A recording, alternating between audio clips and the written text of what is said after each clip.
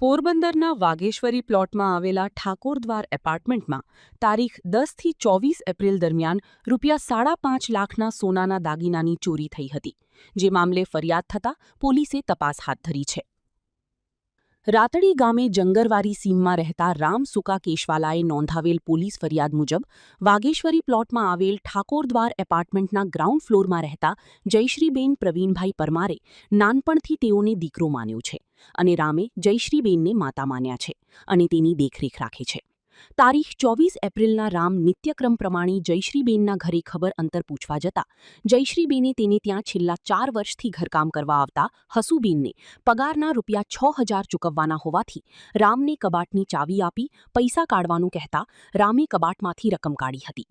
ત્યારે જયશ્રીબેને દાગીના બરાબર છે કે કેમ તેવું પૂછતા રામે કબાટના ખાના ચેક કરતા રુદ્રાક્ષના પારાવાળી સોનાની મઢેલી માળા અને 3 તોલાનું સોનાનું ચીન મળી ₹5.5 લાખ રૂપિયાના દાગીના જોવા મળ્યા નહોતા.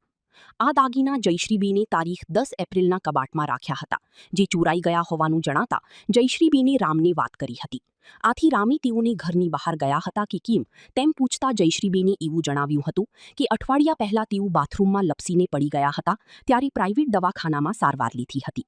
ત્યારથી તેઓ હાલી ચાલી શકતા નહોતા, જેથી દિવસ દરમિયાન ઘરનો મુખ્ય દરવાજો ખુલ્લો રહેતો હતો. સગા સંબંધીઓ પણ ખબર અંતર પૂછવા આવતા હતા, પરંતુ તેમના પર કોઈ જ શંકા નથી તેમ જણાવ્યું હતું. આથી માતા હાલી ચાલી શકતા ન હોવાથી રામે અજાણ્યા ચોર સામે ફરિયાદ નોંધાવી છે. તસ્કર જાણભીદુ હોવાની શક્યતાના આધારે પોલીસે તે દિશામાં તપાસ હાથ ધરી છે અને તસ્કર હાથવેતમાં હોવાનું જાણવા મળી છે. નિપુલ પોપટ, પોરબંદર ટાઈમ્સ. જયશ્રી પ્રવીણ પરમાર સલાટ. શું બન્યું હતું? મારે 3.5 તોલાનો રુદ્રાક્ષની માળા અને 3.5 તોલાનો ચેન એ બે ઉપડી ગયા. ચોરી થઈ ગઈ છે મારા ઘરમાં.